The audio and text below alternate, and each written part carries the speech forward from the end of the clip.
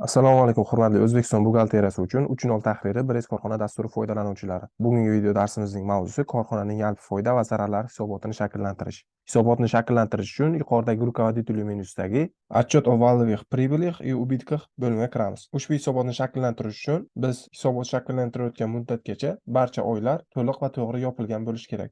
Shundagina ushbu hisobotimiz to'g'ri shakllanadi. Yuqoridagi period qismida o'zimizga kerakli muddatni tanlab olishimiz mumkin. Deylik 9 oylik. So'ngra yon tarafga o'tamiz. Yon tarafga qaysi tashkilot uchun hisobot shakllantirayotgan bo'lsak, o'sha tashkilotni tanlab qo'yishimiz mumkin. So'ngra sformulyat tugmasini bosamiz. Quyidagicha hisobot shakllanadi. Ushbu hisobotning yuqori ko'rinishi grafik ko'rinishda bo'ladi va pastki qismi esa jadval ko'rinishida bo'ladi. Ko'rishimiz mumkin, grafikning chap tarafida nomenklaturni gruppa bo'yicha, pastki qismi esa summa bo'yicha taqsimlangan. Shuningdek, pastdagi jadvalda esa birinchi nomenklaturni gruppa, so'ngra stoyimiz, viruchka bez NDS, rentabillik va value pribыл ko'rsatilgan. Agar biz ushbu jadval va grafiklarni parametrlarini sozlamoqchi bo'lsak, yuqoridagi показать настройка tugmasi bosiladi va quyidagi oyna ochiladi. Ushbu ochilgan oynada birin-ketin настройкаларni, ya'ni parametrlarni sozlab olishimiz mumkin. Gruppirovka qismiga o'tamiz. Gruppirovka qismida ko'rishimiz mumkin, nomenklaturni gruppa bo'yicha hisobotni shakllantirish uchun buyruq berilgan. Добавить tugmasini bosib, quyida подразделение bo'yicha yoki o'sha nomenklaturni gruppani ichiga kirsak, quyidagi ma'lumotlar bo'yicha hisobotni shakllantirishimiz mumkin. So'ngra отбор qismiga o'tamiz. Отбор qismida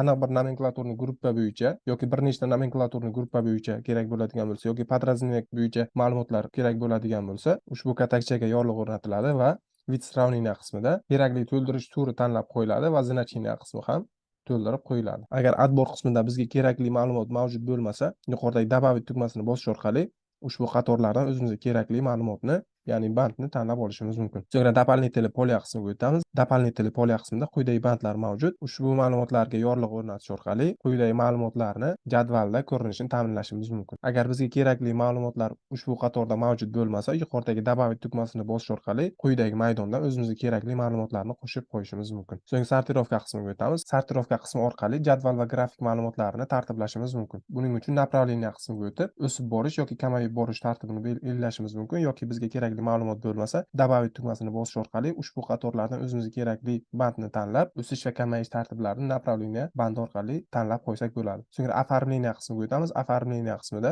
grafik va jadvallarning ko'rinishiga o'zgartirishlar kiritishimiz mumkin. Buning uchun variant оформление qismida quyidagi bandlardan o'zimizga keraklisini tanlashimiz mumkin yoki добавить tugmasini bosamiz va quyidagi oyna ochiladi. Ushbu ochilgan oynada grafik va jadvallardagi fonlarni rangini belgilashimiz mumkin yoki yozuvlarni, shriftlarini, ranglarini tartiblashimiz mumkin. So'ngra pastga o'tamiz. Pastda diagramma, заголовок, podpisiga yorliq o'rnatish orqali ushbu ma'lumotlarni hisobotda akslantirishimiz mumkin. Agar yorliqni olib tashlasak, hisobotda ushbu ma'lumotlar ko'rinmaydi. Ushbu yaratilgan parametrni saqlab qo'ymoqchi bo'lsak, yuqoridagi сохранить настройка tugmasi bosiladi va настройки, ya'ni parametr nomi yozib qo'yiladi deylik.